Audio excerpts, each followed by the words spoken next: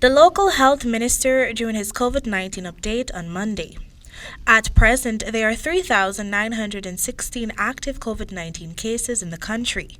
While it is no surprise that Region 4 continues to top the list in this regard because of its population density, these cases are gradually reducing.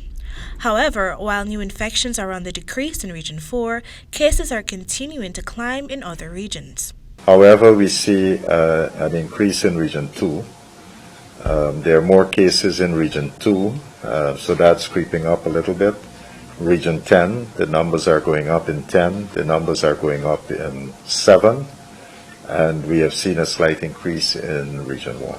Over 6,000 new COVID-19 infections and 169 COVID-19 related deaths were recorded in September alone.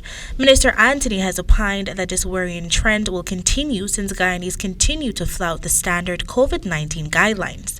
These standard measures include wearing face masks, sanitizing, being socially distanced, as well as vaccination. Already, the government has seen over 70% of the population receiving the first dose of a COVID-19 vaccine. This figure represents a total of 367,645 adults. However, the country's immunization rate continues to lag, with just 223,148 adults receiving both doses, representing just 43.5% of the adult population. The minister had noted in a previous interview that with the Delta variant circulating in the country, the initial 80 percentile vaccination rate, which was targeted to achieve vaccination herd immunity, has been shifted to 90%. Meanwhile, it is the hope of the minister that there will be an increase in the number of pregnant and breastfeeding women accessing the Pfizer vaccines in the upcoming weeks.